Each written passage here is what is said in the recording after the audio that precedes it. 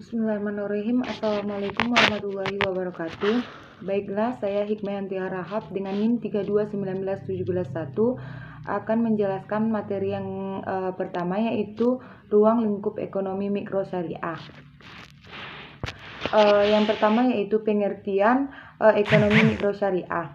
Teori mikroekonomi atau ekonomi mikro boleh diartikan sebagai ilmu ekonomi kecil, berdasarkan kepada pola dan ruang lingkup analisisnya.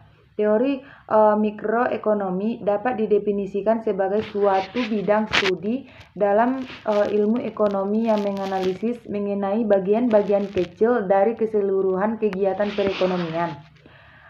Ekonomi Islam adalah sebuah sistem ilmu pengetahuan yang menyoroti masalah perekonomian, sama seperti konsep ekonomi konvensional lainnya.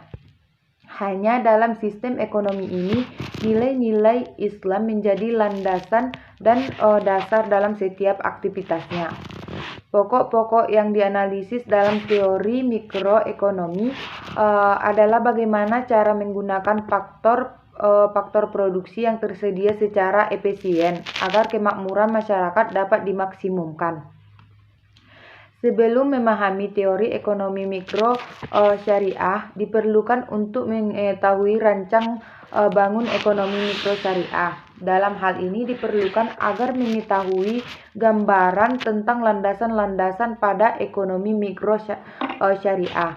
Landasan-landasan tersebut berpegang atas prinsip utama dalam syariah. Sebab tauhid adalah kunci keimanan dari seseorang. Dalam ekonomi Islam, setiap tindakan ekonomi pada manusia akan didasari oleh prinsip-prinsip yang sesuai dengan ajaran Islam.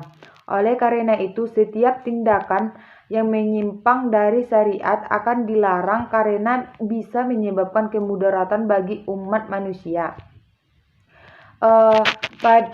Pada ekonomi mikro, Islam menjelaskan bagaimana sebuah keputusan diambil oleh setiap unit ekonomi dengan memasukkan batasan-batasan syariah sebagai variabel yang utama.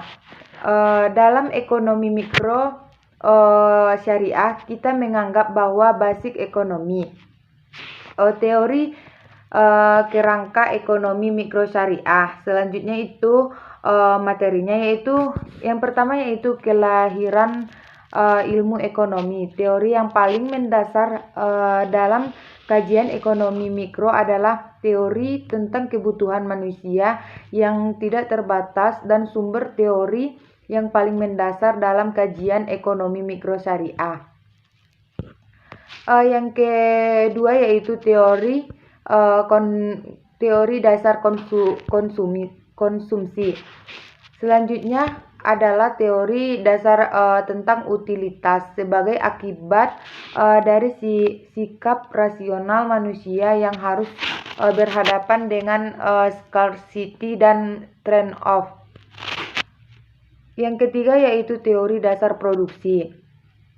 Di sisi lain, tidak hanya konsumen yang bersikap rasional, produsen juga bersikap rasional, yang artinya juga mempertimbangkan manfaat dan biaya dari memproduksi suatu barang atau jasa.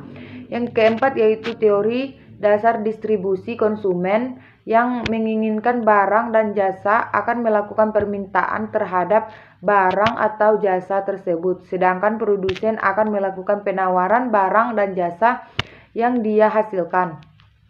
Yang materi selanjutnya yaitu rancang bangun sistem ekonomi mikro syariah.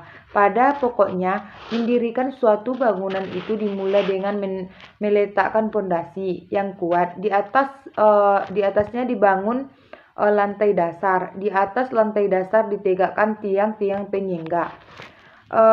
Dalam ekonomi Islam, bahan bangunan itu adalah ajaran Islam yang bersumber dari Al-Quran dan As-Sunnah, serta tradisi pemikiran yang telah dikembangkan oleh para ulama filsuf, dan tindakan-tindakan para pemimpin Islam, seperti para sahabat dan pemimpin-pemimpin berikutnya yang dicatat dalam sejarah perkembangan perekonomian. Ada dua elemen bangunan ekonomi Islam, yaitu elemen normatif dan elemen historis atau sosiologis. Pelaku ekonomi mikro syariah, setiap orang melakukan kegiatan ekonomi yang berbeda dengan orang lain. Keberadaan ekonomi merupakan hal yang sangat penting dalam kehidupan individu, sosial, dan bernegara. Pelaku ekonomi mikro yang pertama yaitu petani. Petani adalah seseorang yang bergerak di bidang pertanian, utamanya dengan cara melakukan pengelolaan tanah dengan tujuan untuk menumbuhkan dan memelihara tanaman seperti bunga, tumbuh-tumbuhan, dan buah-buahan, dan yang lainnya, dengan harapan untuk memperoleh hasil dari tanaman tersebut untuk digunakan sendiri ataupun dijual kepada orang lain. Yang kedua yaitu nelayan. Nelayan adalah istilah bagi orang-orang yang sehari-harinya bekerja menangkap ikan atau biota lainnya yang hidup di dasar kolam maupun permukaan perairan. Perairan yang menjadi daerah aktivitas nelayan ini merupakan perairan tawar dan laut. Baik, sekian materi dari saya. Assalamualaikum warahmatullahi wabarakatuh.